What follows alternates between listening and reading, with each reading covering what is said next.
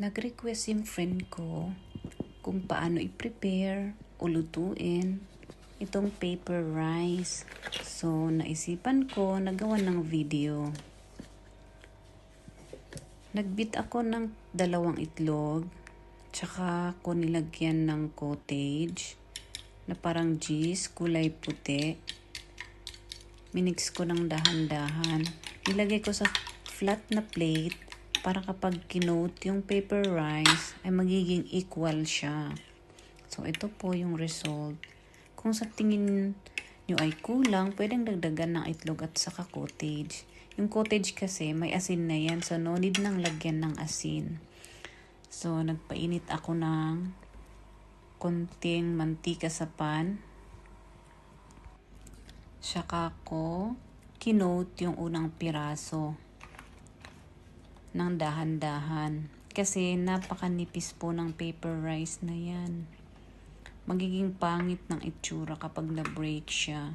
So, dinip ko yung gitna para magiging equally coated siya.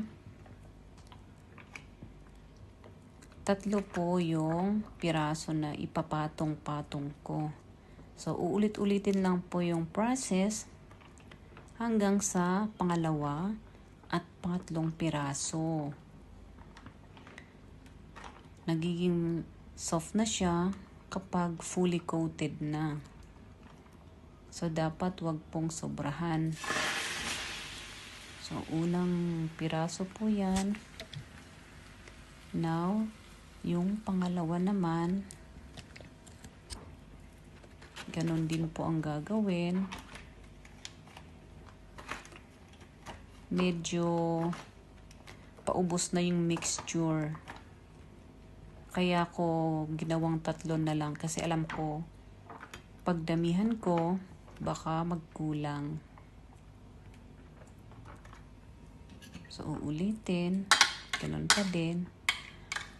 Lagyan ng konting mixture yung ibabaw ng nasa pan para hindi ma-dry yung gitna.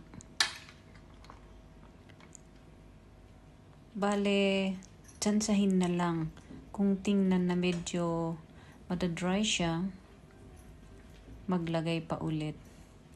Oops, tumagilid yung isa. Hindi ko napansin. Tsaka overcoated na. Inayos ko na lang sa pan para maging pantay dun sa isa.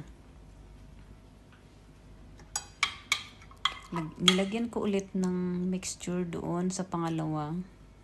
Tulad ng ginawa ko sa una. So, ayan na po ang tsura niya. Parang pancake lang. Binaligtad ko.